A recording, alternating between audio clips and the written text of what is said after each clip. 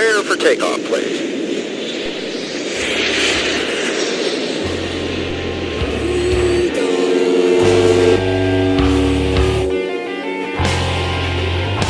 It's the Shipping Pod.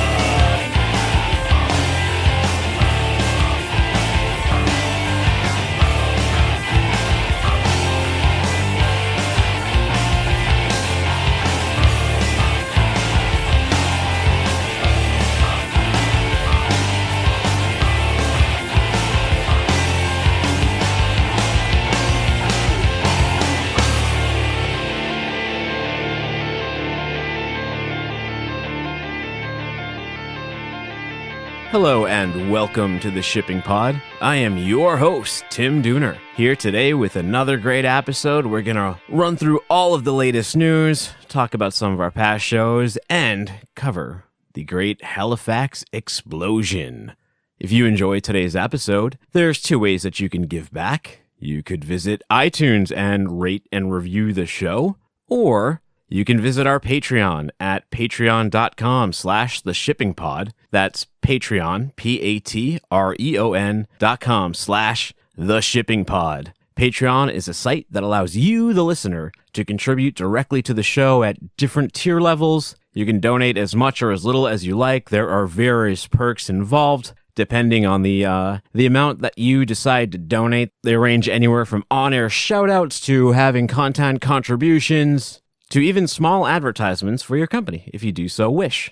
Check out that Patreon site and see if any of those tiers would benefit you. Did y'all have a great Easter? I mean, you could not beat the weather this year.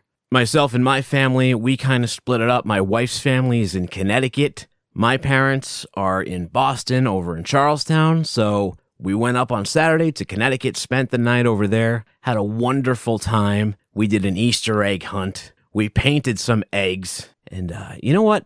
Painting eggs? Underrated. It's something that you stop doing once you get past the age of 8. But I highly recommend it. It's very cathartic. Some people like to do yoga. Some people like to do judo. Some people like to do Krav Maga. You know, some people take long walks off short piers. Not me. I like to paint Easter eggs at least once a year. Gotta do it. As long as you can get over the smell of the vinegar. My son had an interesting strategy during the Easter egg hunt. He would open the eggs up and dump the contents out unless there were chocolate bunnies inside. If it was a toy car, on the ground. Rubber ball, on the ground. Plastic ring, on the ground. It was chocolate bunnies, all or nothing. I hope the Easter bunny wasn't too offended, but hey, that's the way a 2.5-year-old plays. And then Sunday, what a beautiful day. It was a little, it was low 80s here in the Boston area. We got to spend it by the water over in Charlestown Navy Yard. Went over to a lovely new park that's been built, the Mayor Thomas Menino Park I believe that's the Spalding Rehab facility over there. I don't know. Don't quote me on that. I believe it is, though. It's right over there in Charlestown, kind of across from the Tobin Bridge. You have a nice scenic view of the harbor, of all the boats. The park has plenty of cool, what do you call those, rides? I don't know. Plenty of cool attractions to go on. All sorts of different slides and climbing things. You can do your own baby version of American Ninja Warrior. And the best part is that the ground there is made out of some sort of recycled rubber. It's not, the black asphalt when we were kids running through the park, skimming your knees, tearing your jeans up. I saw a little kid take a header over there, and his head bounced right off it like a basketball. He was fine. He shook it right off. No concussion. They did the protocol on him. I saw his mom in front of him putting the fingers up. He was cool. He was ready to go. That kid could be the next Wes Welker. Easter is a great holiday, too, because it ushers in spring, and it is basically the last time in spring I can really enjoy myself before my allergies start kicking in, because this time of year is a bit of a nightmare for those of us who suffer from pollen-related allergies, and I kind of get kicked in the gut, in the front and the back. When the plants are blooming, I'm hit. When the plants are dying, I'm hit. When the grass is growing, I'm hit. When the grass is dying, I'm hit. And when the leaves are falling, I'm hit. Practically the only time I'm not hit is when there's snow on the ground and it's a frozen tundra. Easter, too, some of the worst candy if you get it on the low end level. Your regular old-fashioned store-bought no-name jelly beans, the kind of big, thick ones, which you bite into. It's almost like the candy equivalent of a cockroach. You just get a big old mouthful of corn syrup and granulated sugar. They don't really taste like anything. And then the ones that do are like anise or black licorice. Not my favorite. I'm not a fan. But if you go gourmet, you get like some Jelly Bellies. Now we're talking. In terms of, peanut butter cups, the best version is out during Easter, the peanut butter egg. That should be the staple. That should be the full time. They have perfected the perfect amount of peanut butter cup, the perfect amount of peanut butter. The peanut butter ratio chocolate is off the charts. However, there's some bad kids out there. Like the Peeps, for example, they're really only good to microwave. And, after one or two, you're done with those. And the other one is like the foil wrapped Cadbury egg.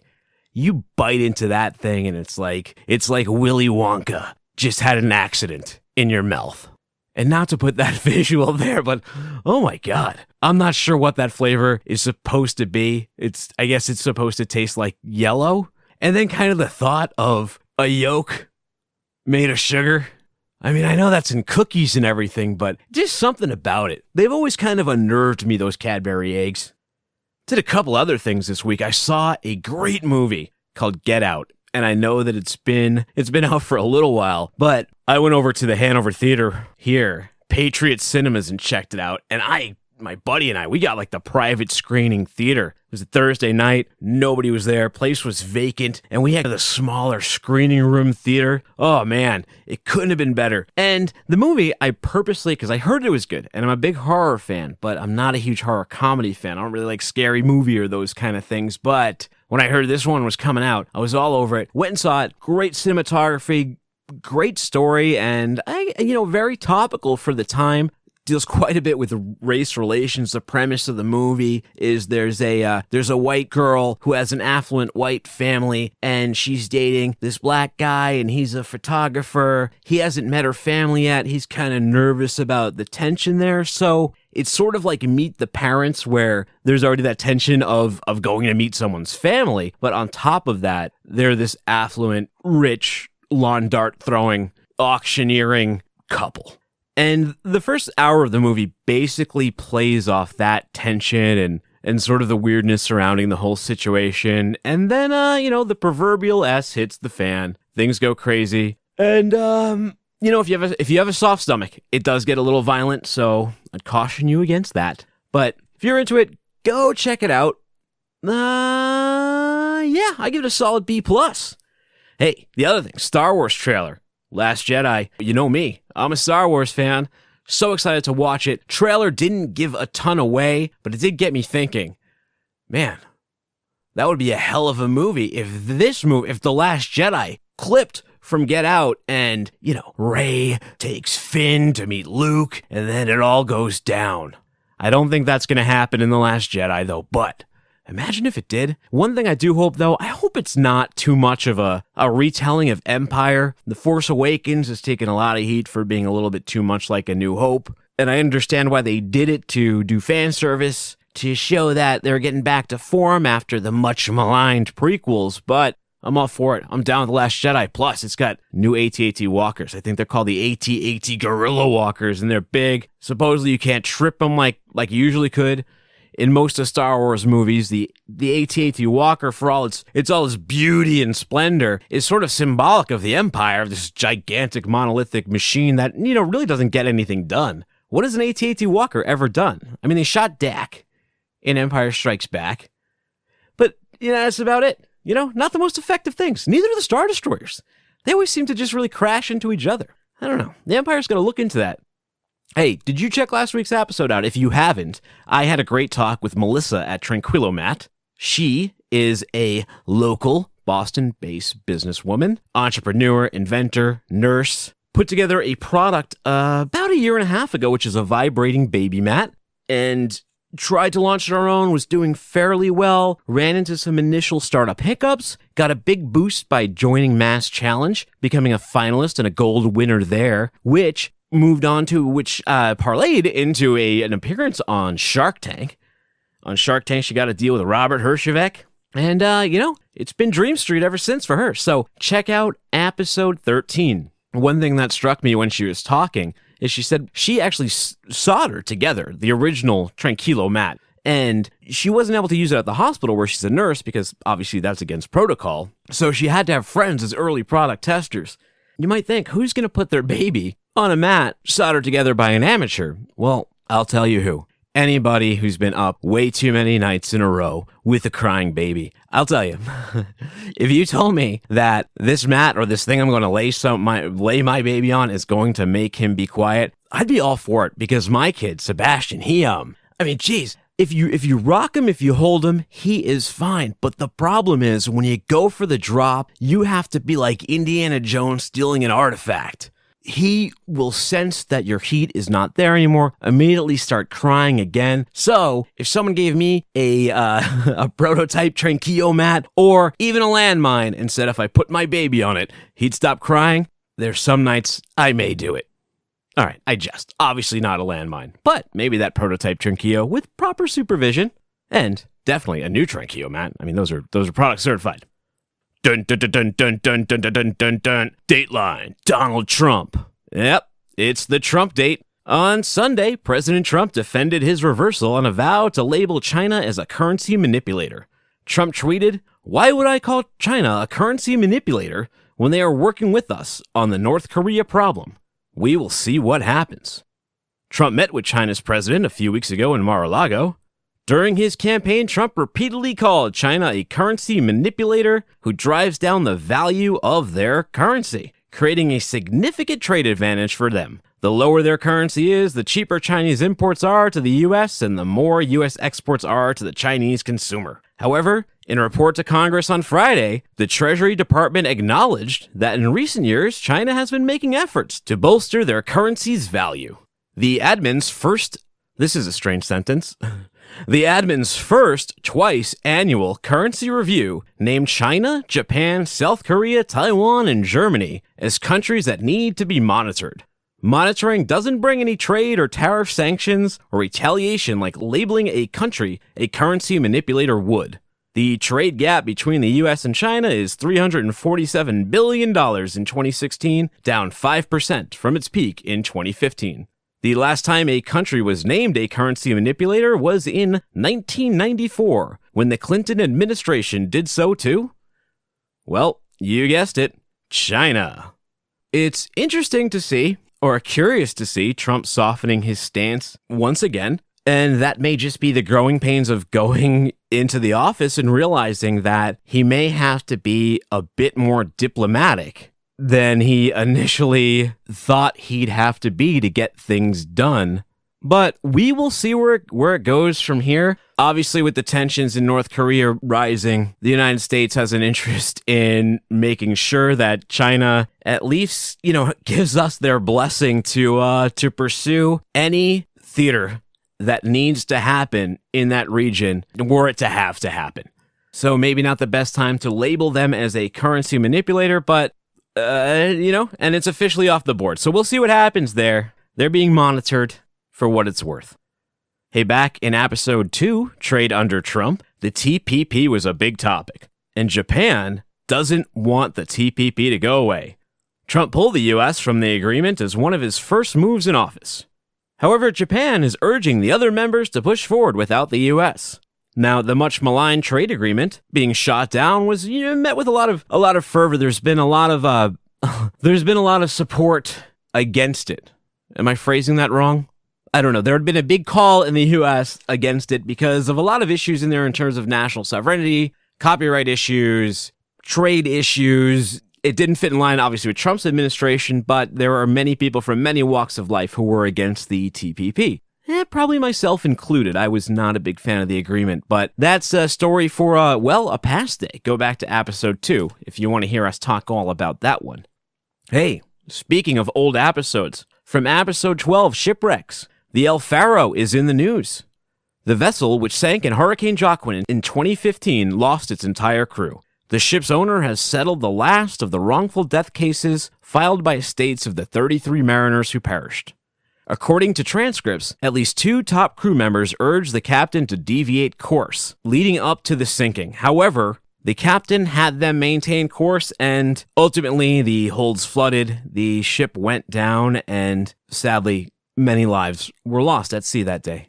So while the civil cases are all done, the NTSB is still continuing their investigation into who is at fault and who is culpable for that event. An international group of marine scientists asked the Canadian government to reduce underwater noise in the Salish Sea because the noise from shipping vessels threatens the resident killer whale population there. The head of the Vancouver Aquarium's cetacean research program said, "These animals swim around in a kind of acoustic fog, if you like, and every ship that goes by absolutely fills their world with noise." As of this January, the resident orca population in the area had only 78 members, fewer than 30 of which were reproductive females. Well, good on Canada there. Love to see the orcas get their due. You guys ever see Blackfish? That was a great film. Talk about, bad PR. We got Pepsi out there. You got United out there. We got the guy who's that? Sean Spicer. Excuse me. Who's that? Sean Spicer. Sean Spicer saying that the Germans never use chemical weapons. Yeah, a lot of bad PR, but none of them had a full documentary like Blackfish had for the orcas against SeaWorld. That had Tilly come in there too. I think he died recently. He was like the serial killer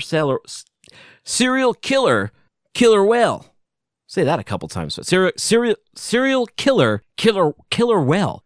That's like trying to say Irish wristwatch. See, I was able to do it there because I concentrated. But I'm telling you right now, if you're driving in your car or you're sitting on your desk at work, try to say Irish wristwatch.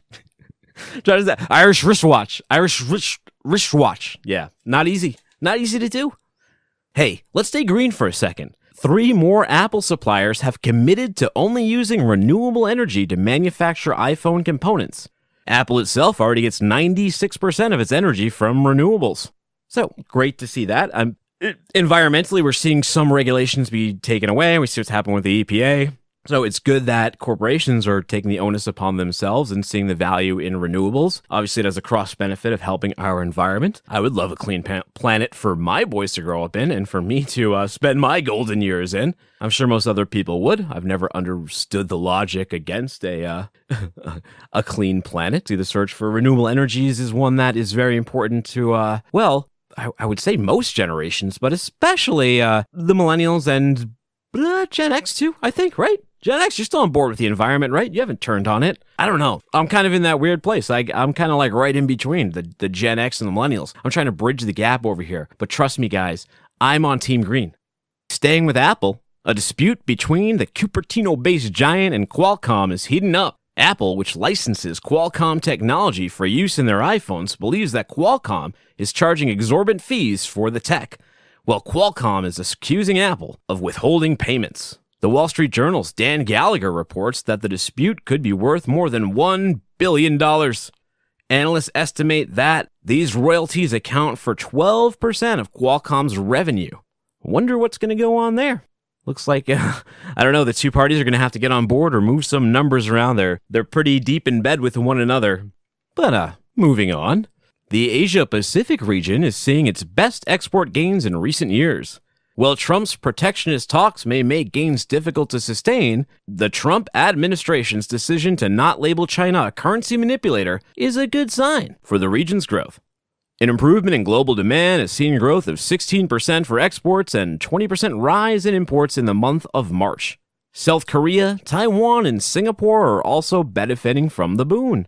OLED displays, semiconductors, and other parts for smartphone products like the Samsung Galaxy S8 and the iPhone 8 are driving the demand. But growth may be cyclical as release cycles of these phones are driving said demand. And it looks like over 500 million of these OLED displays are in production right now. OLED, if you don't know, is kind of the next step. You know, with TVs, we have the LCD, then the LED. Well, OLED, as I understand it, is each individual LED lights up on its own. So they use less energy, can have much deeper blacks, much richer colors, much higher definition, color separation, color saturation, what have you. But I think one of the benefits, what I'm looking forward to, is on the smartphone, because I do a lot of reading at night and a lot of reading in bed. And as much as I love books, the convenience of the Kindle app and the Apple Books app has kind of really overtaken my reading habits. I started really getting into it when I was on the subway. It was just such an easy way to have your books and have your library with you.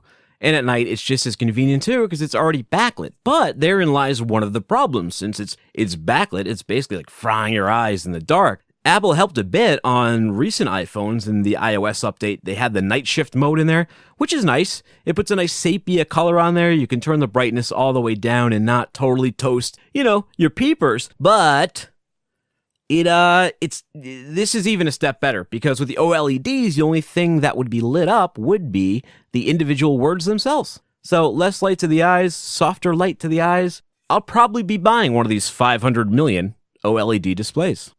After a comparatively slow February, U.S. ports saw a rise in imports. The ports of LA and Long Beach saw imports grow 26% in March over the same month last year. The factors involved may have been a return from the slowdown caused by Chinese New Year, which, by the way, old episode again. Want to learn more about Chinese New Year? All you ever need to know is in episode 3. Head on over to iTunes, rate and review, and then go listen to episode 3 after this. So, the slowdown may be caused by the Chinese New Year, as well as shippers trying to bring in shipments before the new shipping alliances began in April. So many shippers may have been a little concerned about scheduling or space issues and routes that were going to happen when the new alliances formed. Trying to get in under the wire could contribute to the spike. Does that mean we have to temper expectations moving forward? Maybe. March usually does benefit a bit from China, but as this said, it's up 26% over the same exact time frame of the previous year. Reshoring may be a reality in the future amid talks of border taxes, and there are benefits such as reduced shipping costs, greater speed to market, and, of course, American jobs. However, firms are quickly learning that such a shift isn't without its own major complications. Experienced and skilled factory workers are in short supply, and the ecosystem of American-made suppliers is in short order, limiting what can be purchased and produced here. If the major components can't be fabricated in the U.S. or aren't being fabricated in the U.S., then many of the benefits of reshoring are lost, as instead of waiting for the completed iPhone to arrive, they have the body and the chassis, but they're still waiting for the semiconductors to display whatever it may be, what have you. Also, with Trump softening his stance here, not labeling China a currency manipulator, that may be an indicator that maybe these border taxes aren't really going to come to fruition after all. Which is going to hurt, reshoring. A lot of this push to reshoring and the scare actually down in Mexico with the new APM terminal. There's a super high-tech terminal. I'm not going to cover that today. I'll get into that maybe next week. But the new terminal over there, I know APM was a little concerned because if they put the border tax on Mexico, which again, it may still happen. No one's saying that's not going to happen, but some of these really, really hardline stances we heard in January, February, and we were anticipating from the administration have since softened in 2 months since that time, in March and April. We'll see where we're at in May. Maybe it'll go back again. The pendulum will swing. These are the days of our lives, folks. Pizza's here, but do you tip a robot? A startup called Marble is putting their delivery robots to the test as they pound the pavement on the serpentine streets of San Francisco. Armed with an array of sensors, the autonomous bots navigate the city carrying everything from groceries to pizza to delivery food to dry cleaning. In this phase of development, the robots are chaperoned by a company employee, but they hope to have them running solo by next year. Marble CEO Matt Delaney believes that within a decade, sidewalk robots will be a common sight on city streets. He goes on to say, "It would be an easier world if everything was just robots." In the article I was reading on them, there's a video of these robots going up and down the streets in San Francisco. They definitely look like prototypes. They're, to be honest, they just look like copiers, like copy machines on wheels. They're just these big rectangle white boxes, and probably out of necessity, they have to house a lot of electronics, computers. With the delivery food, they have to have a heating element and a cooling element. This, that, and the other thing. They're not, they don't look like C-3PO carrying your groceries down the street, which would be cool. And I think that, they hope to have that down the road. But right now, It's just a box on wheels. They're soon to market. They're excited. They want to get it out there, and they're neat. Don't get me wrong. They're neat. They're just not, they're not as cool as maybe in your head you'd imagine them looking. But, I'm sure that they will be at some point. I wonder how much they weigh too, and what the brakes are on those things. And not to have this fear of the robots. I'm not a Luddite or anything. I really like the idea of all this technology. It's just, with technology, there's always malfunctions. I mean, geez, I was dealing with my iPhone today. I could barely get the update to work. And truth be told, this is the second time I've recorded this episode today, because when I attached my phone to iTunes, somehow it crashed my podcast recording program, Audacity, and episode 14 that I'd recorded hours ago today got destroyed. So I didn't know how to even get that one back together. Now I'm in my basement re-recording this show so I don't wake up half the house, because I got a loud voice and it carries. But either way, what if one of these things, the brakes go out, they roll down the hill, they, down Haight-Ashbury or through Chinatown or wherever it may be, they knock you into San Francisco Bay and they crush you. What's going to happen then? Or what if one of them wants to become a citizen, like in Short Circuit 2, like Johnny Five? Citizen Johnny. Didn't they paint him gold in that too? That's a good movie. A forgotten gem. Short Circuit 2. Tesla plans to show off its electric version of a freight truck. The Tesla Semi will be followed by the Model 3, which is the cheap Tesla for the masses, a pickup truck, and a proposed commuter bus.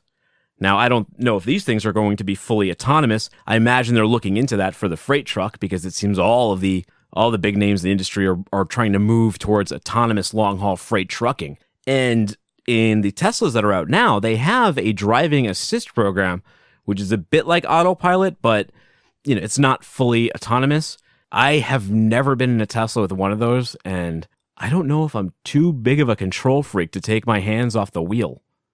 Although, I do like the idea of one day there not even being a wheel in the car. Y'all just, you all just get in the car and it does the driving for you. But it seems like in order for that to work, you could fix traffic relatively easily, but everybody would have to be in the self-driving cars. And I know a lot of gearheads who there's no way. They're gonna fight to their last dying breath before you get their hand off the clutch. There's nothing wrong with that either. I like the roar of a nice muscle car. With companies like Tesla around, global oil demand will grow at a slower pace for the second year in a row. Renewables are, starting to make a dent. And speaking of self-driving cars, Apple has just been awarded a permit to test self-driving cars on the streets of California. The permit covers 3 2015 modified Lexus SUVs and 6 human operators who will monitor them. Speaking of Apple too, and I love my iPhone, but I gotta say the 6S Plus is, I don't know if they're just putting too much stuff on the phones now, but it definitely doesn't run as well as my 5 did. And, I'm not exactly sure why, but I constantly seem to have crashing issues. And up to the iPhone 5, I had the 3, the 4, and the 5. The 4 and the 5 were near perfect. They would never, ever crash. I mean, if an app crashed in there, your phone was probably broken. But now on the 6s, again, pretty solid phones. And maybe we're a little pampered by the 4s and the 5s. But my 6 definitely is not the machine that the 4 and the 5 were. And for these autonomous vehicles, I don't know how often you guys use Siri, but I don't even trust her to put anything in my calendar properly, let alone use the mapping software on there. So if a car is using that technology, which I doubt they are, they're probably using something way more advanced. But if they were using Siri, oh my God, all bets are off. But either way, speculation is that Apple isn't trying to build their own car. Up until a few years ago, and I believe it was just last year, it was basically announced that Apple's car program was dead. And I think at the time, the talks then were of them literally building their own automobile. And the speculation there was, well, Apple always tries to control their own ecosystem.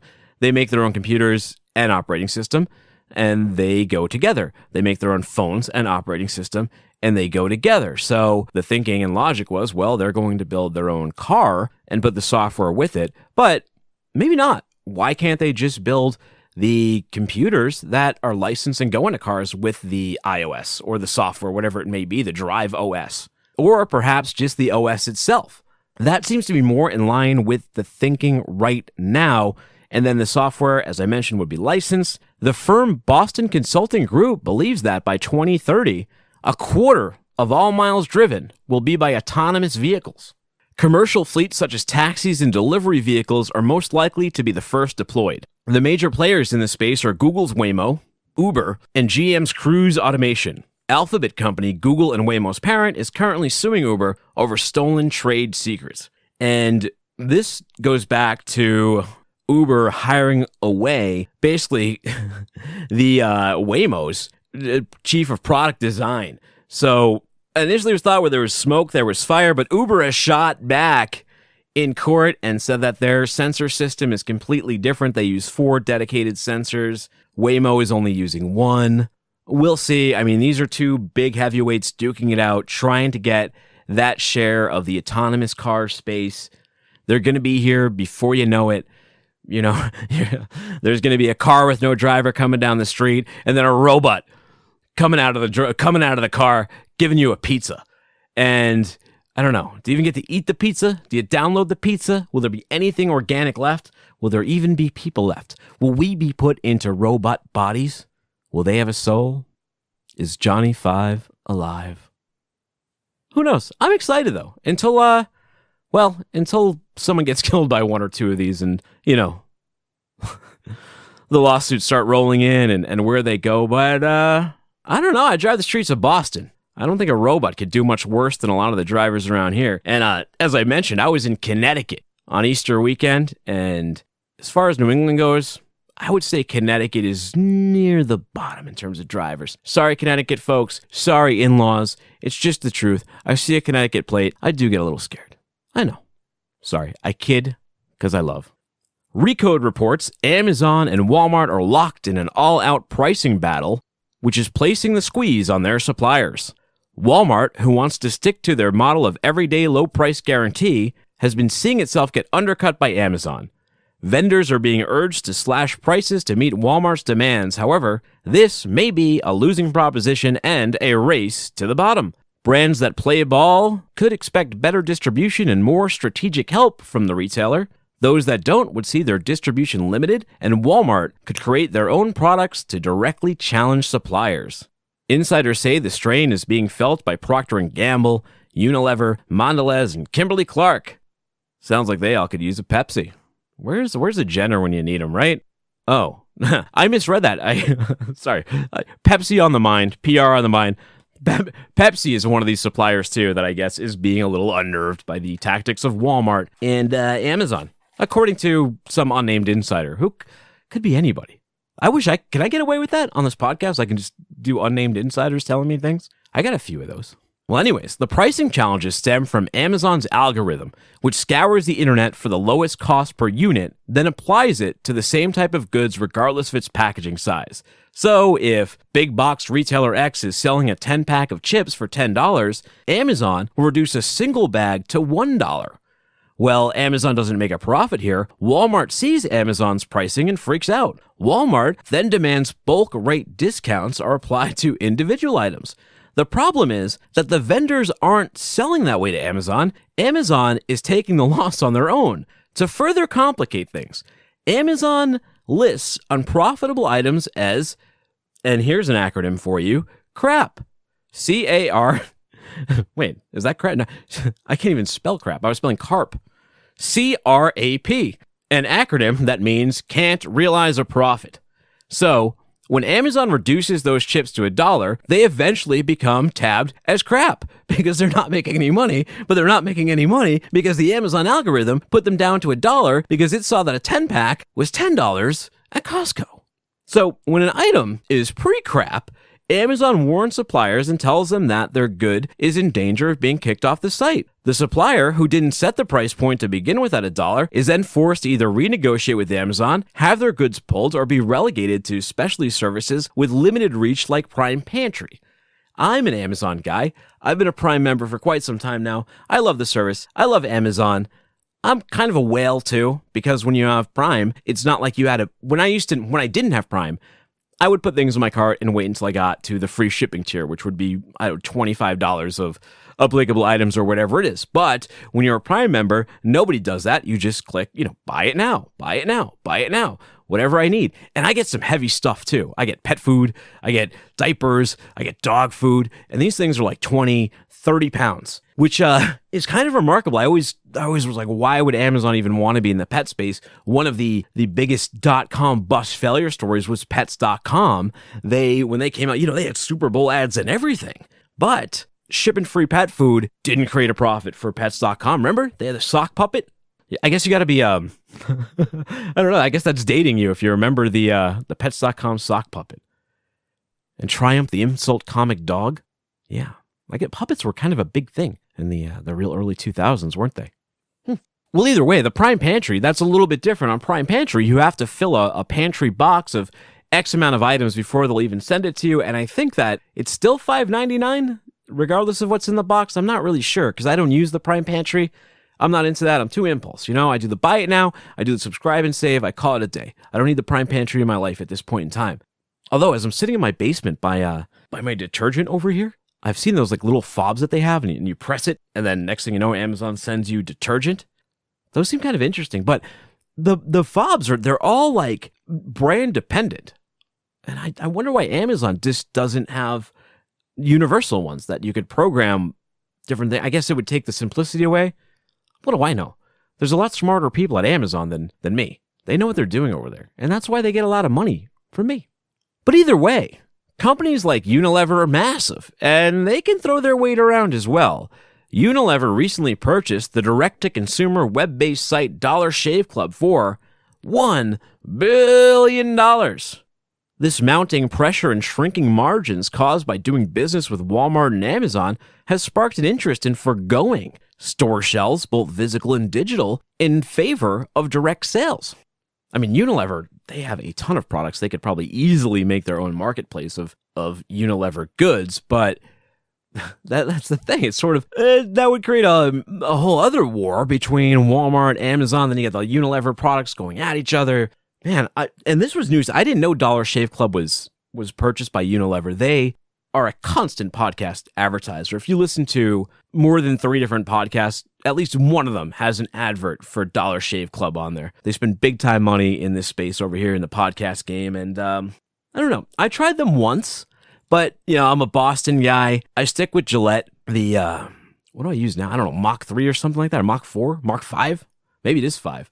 I'm not really sure, but it has like the real thing that keeps me buying them is that it has that little like razor on the back that you can do little touch-ups with. And, that one you can kind of get like right under your nose. You can't do that as easily with the other razors, but this one's like perfectly designed, at least for my face. So I stick with that one. But, good on Dollar Shave Club.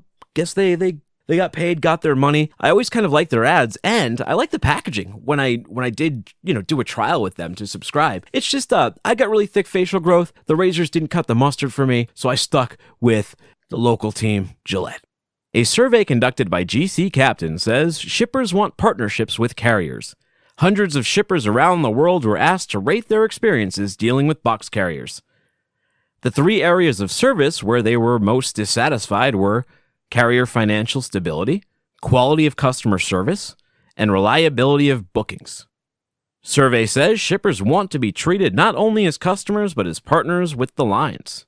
The area that they were happiest with was cost of bookings, which is interesting. Part of the carrier financial stability stems from shippers driving down the market rates, the carriers themselves driving down the rates on each other, and it's funny to sort of see the dichotomy there between, the shippers, of course, they love the low rates, but, some guys are going to go out of business because of it, and then the bookings won't be there. I wish they defined more how they qualified partnership and what the shippers meant by partnership. Because, like with contract season, they do have a certain sense of partnership with the contracts that go forth at the beginning of May. There are all the negotiations that go into that. There are service agreements that come into equipment, space, accessories. All those things are negotiated at that time, and that yearly partnership is formed. That's a customer relationship. A partnership, it goes both ways. So if shippers want that, I don't know. Ryan's not here anymore. Maybe he'll be on in the future, and we can talk to him about it. But I think that he would probably agree with me in saying that if the big BCOs of the world were to sit down with the carriers and come to some consensus, maybe a partnership could form, but it's so, I don't know, it seems so unlikely to happen. But an interesting survey nonetheless, and interesting to sort of see what the priorities are versus what the reality of the situation actually is. That's it for the news. Thanks for listening in on that. And this is a shipwreck that didn't fit into the shipwrecks episode. We kind of, like I said at the time, there's only so many of these things you can do, and well, this is a bit of a longer story and a bigger one. This is a big deal. It's the Halifax explosion, which occurred in 1917. And this began when the Norwegian ship SS Emo had sailed from the Netherlands en route to New York to take on relief supplies from Belgium. The ship arrived in Halifax on the 3rd of December for neutral inspection and spent 2 days in Bedford Basin awaiting refueling supplies. Though given clearance to leave the port on the 5th of December, Emo's departure was delayed as her coal load did not arrive until late that afternoon.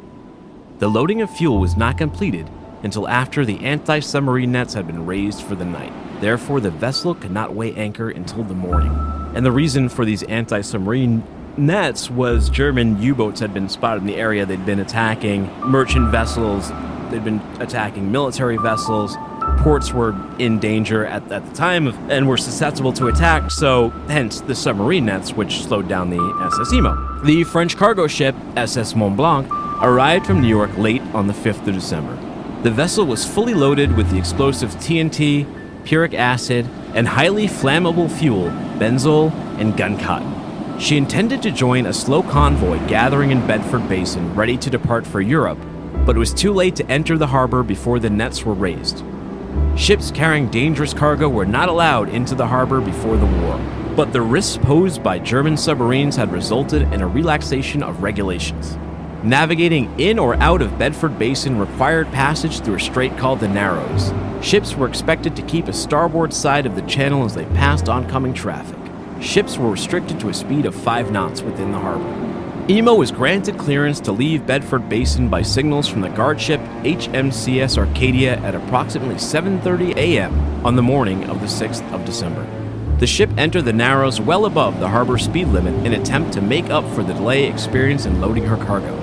Emo met with American tramp steamer SS Clara being piloted up the wrong side of the harbor. The pilots agreed to pass starboard to starboard. Soon afterwards, though, Emo was forced to head even further towards the Dartmouth shore after passing the tugboat Stella Maris, which was traveling up the harbor Bedford Basin near mid-channel. Horatio Brannan, the captain of Stella Maris, saw Emo approaching at excessive speed and ordered his ship closer to the western shore to avoid an accident. Francis Mackay, an experienced harbor pilot, had boarded Mont Blanc on the evening of the 5th of December. He had asked about special protection such as a guard ship given the Mont Blanc's cargo, but no protections were put in place. Mont Blanc started moving at 7:30 a.m. on the 6th of December, heading towards Bedford Basin. Mackay kept his eye on the ferry traffic between Halifax and Dartmouth and other small boats in the area. He first spotted Emo when she was about 3/4 of a mile away and became concerned as her path appeared to be heading toward his ship's starboard side, as if to cut him off his own course. Mackay gave a short blast of his ship's signal whistle to indicate that he had the right of way, but was met with 2 short blasts from Emo, indicating that the approaching vessel would not yield its position. The captain ordered Mont Blanc to haul her engines and angle slightly starboard, closer to the Dartmouth side of the Narrows. He let out another single blast of his whistle, hoping the other vessel would likewise move to starboard, but was again met with a double blast indication. Sailors on nearby ships heard the series of signals, and realizing that a collision was imminent, gathered to watch as Emo bore down on Mont Blanc. Though both ships had cut their engines by this point, their momentum carried them right on top of each other at slow speed. Unable to ground his ship for fear of a shock that would set off his explosive cargo, Mackay ordered Mont Blanc to steer hard to port and cross the Norwegian ship's bow in a last-second bid to avoid a collision. The 2 ships were almost parallel to each other when Emo suddenly sent out 3 signal blasts, indicating the ship was reversing its engine. The combination of the cargoless ship's height in the water and the transverse thrust of her right-hand propeller caused the ship's head to swing into the Mont Blanc, Emo's prow pushed into the French vessel's #1 hold on her starboard side. The collision occurred at 8:45 a.m. While the damage to the Mont Blanc was not severe, it toppled barrels that broke open and flooded the deck with benzol that quickly flowed into the hold. As Emo's engines clicked in, she quickly disengaged, which created sparks inside Mont Blanc's hull. These ignited the vapors from the benzol. A fire started at the waterline and traveled quickly up the side of the ship as the benzol spewed out from the crushed drums on Mont Blanc's deck. The fire quickly became uncontrollable. Surrounded by thick black smoke, and fearing she would explode almost immediately, the captain ordered his crew to abandon ship. "Head off the ship!" A growing number of Halifax citizens gathered on the street or stood at the windows of their homes or businesses to watch the spectacular fire. The frantic crew of the Mont Blanc shouted from their 2 lifeboats to some of the other vessels that their ship was about to explode, but they could not be heard above the noise and confusion. As the lifeboats made their way across the harbor to the Dartmouth shore, the abandoned ship continued to drift and beach herself at Pier 6 near the foot of Richmond Street. Towing 2 scows at the time of the collision, Stella Maris responded immediately to the fire, anchoring the barges and steaming back towards Pier 6. The tug's captain, Horatio Brennan, and his crew realized they were not equipped to fight the fire with their 1 small hose and quickly backed off the burning Mont Blanc.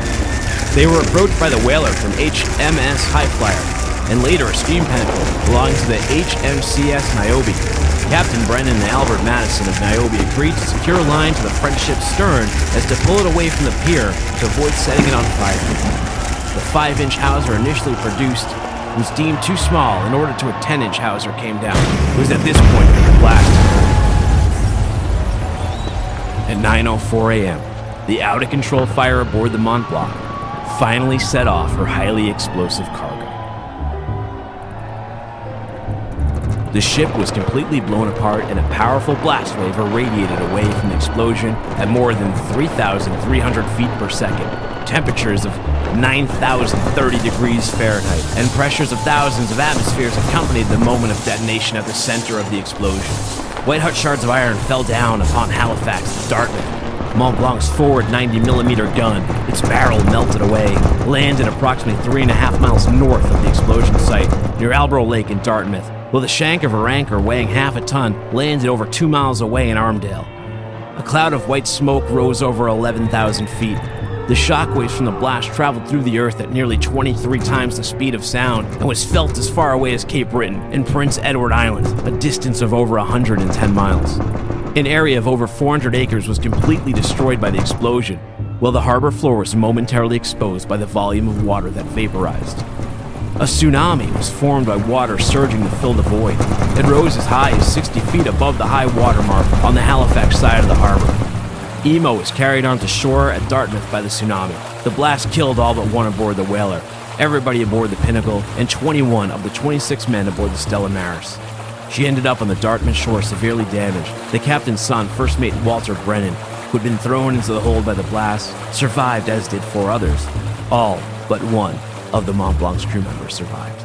Over 1,600 people were killed instantly, and 9,000 were injured, more than 300 of whom died. Every building within a 1.5 mile radius, over 12,000 in total, was destroyed or badly damaged. Hundreds of people who had been watching the fire from their homes were blinded when the blast shattered the windows in front of them. Stoves and lamps overturned by the force of the blast, sparking fires throughout Halifax, where entire city blocks were caught up in the inferno, trapping residents in their houses. Firefighter Billy Wells, who was thrown away from the explosion and had his clothes torn from his body, described the devastation survivors faced. "The sight was awful, with people hanging out of the windows dead, some with their heads missing, and some thrown onto the overhead telegraph wires." He was the only member of the 8-man crew of the fire engine Patricia to survive. The death toll could have been worse had it not been for the self-sacrifice of an intercolonial railway dispatcher. Patrick Vincent Coleman, operating at the rail yard about 750 feet from Pier 6 where the explosion occurred. He and his co-worker William Lovett learned of the dangerous cargo aboard the burning Mont Blanc from a sailor and began to flee. Coleman remembered, however, that an incoming passenger train from St. John, New Brunswick was due to arrive at the rail yard within minutes. He returned to his post alone and continued to send out urgent telegraph messages to stop the train. Several variations of the message had been reported. Among them, this from the Maritime Museum of the Atlantic. "Hold up the train. Ammunition ship afire in harbor making for Pier 6 and will explode. Guess this will be my last message. Goodbye, boys. Coleman's message was responsible for bringing all incoming trains around Halifax to a halt. It was heard by other stations all along the Intercolonial Railway, helping railway officials to respond immediately. Passenger train number 10, the overnight train from St. John, is believed to have heeded the warning and stopped a safe distance from the blast at Rockingham, saving the lives of about 300 railway passengers. Coleman was killed at his post as the explosion ripped through the city. First responders were overwhelmed by the sheer carnage of what had occurred. 9 members of the Halifax Fire Department lost their lives performing their duty that day. Dazed survivors themselves immediately feared that the explosion was done by bombs dropped from a German plane. Troops at gun batteries and barracks immediately turned out in case the city was under attack, but within an hour switched from defense to rescue roles as the cause and location of the explosion were determined. All available troops were called in from harbor fortification and barracks to the north end to rescue survivors and provide transport to the city's hospital, including 2 army hospitals in the city. The exact number killed by the disaster is unknown. The Halifax Explosion Remembrance Book, an official database compiled in 2002 by the Nova Scotia Archives and Records Management, identified 1,950 victims. As many as 1,600 people died immediately in the blast, tsunami, and collapse of buildings. The last body, a caretaker killed at the exhibition grounds, was not recovered until the summer of 1919. An additional 9,000 were injured. 1,630 homes were destroyed in the explosion and fires. Another 12,000 damaged. Roughly 6,000 people were left homeless, and 25,000 had insufficient shelter. A company of the Royal Canadian Engineers repaired and converted a basement of a school to serve as a morgue and classrooms to serve as offices for the Halifax coroners, as they were overwhelmed by the sheer amount of bodies. In all, an estimated $35 million in damages resulted. That would be $562 million in today's dollars. About $30 million in financial aid was raised from various sources, including $18 million from the federal government, over $4 million from the British government, and $750,000 from the state of Massachusetts. To this day, if you've ever wondered why Boston gets its tree for the tree lighting in Boston Common from Nova Scotia, it is because of the aid that was provided during the Halifax explosion 100 years ago in 1917. Which, before researching this, I had known where we got the common tree from for the tree lighting, because we'd sent aid to Nova Scotia, but I was unaware of this actual event. I thought it was just some wartime aid that Boston had helped out with. I did not realize that had occurred by, a thick-headed captain who was in a rush to make up for some lost time, caused a fire on the Mont Blanc, and the explosion and the devastation was near that of 9/11. I can't imagine how long it took that community and the people of Nova Scotia to pull it all back together. But they did, and life went on. They rebuilt, and they prospered. For me personally, during the tree lighting every year here in Boston, I'm going to look a little differently at that tree. Well, not to leave everybody on a somber note, but that's what happens in the shipwreck game. The people of Halifax pulled together too, and they pulled each other up, and families helped families, and communities helped communities, and what grew from those ashes was if anything a stronger community. And with that, if you'd like to reach the Shipping Pod or give any feedback or correct anything I said, you can reach us at info@theshippingpod.com. Our website, where you can find all of our old podcast episodes, plus our new ones, is theshippingpod.com. We're also on iTunes, Stitcher, SoundCloud, iHeartRadio, TuneIn Radio, anywhere podcasts are played, even Google Play. We're there. Overcast. What else we got? We got a Twitter, @theshippingpod. We got the Instagram, @theshippingpod. Facebook, /theshippingpod. We're on LinkedIn, The Shipping Pod. By the way, if you enjoyed today's episode, go on iTunes, rate and review the show. If you're a fan, if you're a supporter, if you do want to give back, if you want to shout out on air, go over to our Patreon, see what that's all about, patreon.com/theshippingpod. It's a way for you, the fans, to give back, so I don't have to read to you about a bunch of subscription services like subscription underwear and subscription razors and subscription this, subscription that.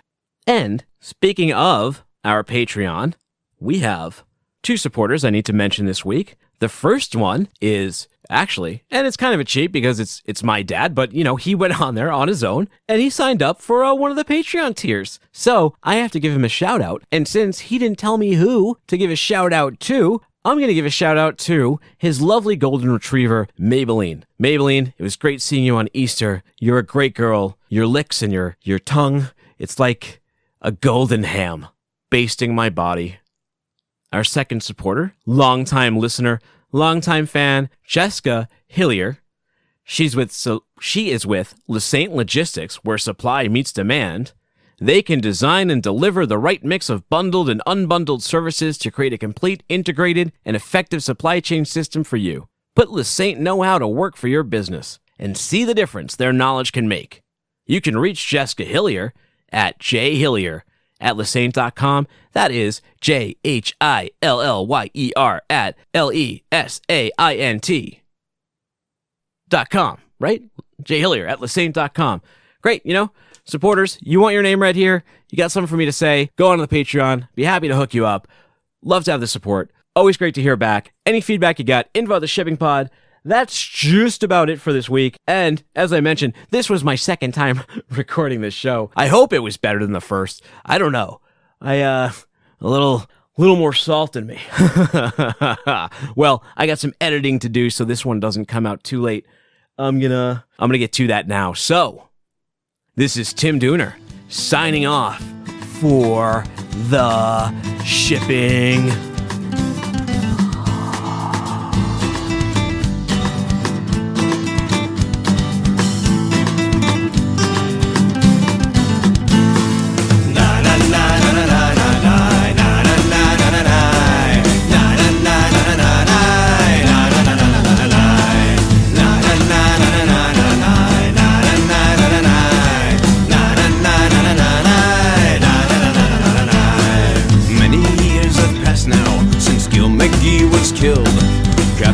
Took over the ship, seeking adventure and thrills. The curse has taken them to their graves, but they cannot die. No sleep is their punishment till the end of time. And the ship sails on, back into beyond, over again. When I sing my song, this is my home, until the end. Centuries across the sea, it's not enough for me. All I want is to be free and hail Captain Blood. On and on eternally, when the life of piracy. Hail the curse of Gilmagee and hail Captain Blood. Na na na na na na na na na na na na na. Na na na na na na na na na na na na na. Na na na na na na na na na na na na. Na na na na na na na. Those who seek adventure, the black bones will sail. Years into the future, pirates will prevail. Finally we've conquered death, all our worries gone. Every night our souls will rest till the break of dawn. And the ship sails on, back into beyond, over again. When I sing my song, this is my home, until the end. Centuries across the sea, it's not enough for me. All I want is to be free and hail Captain Blood. On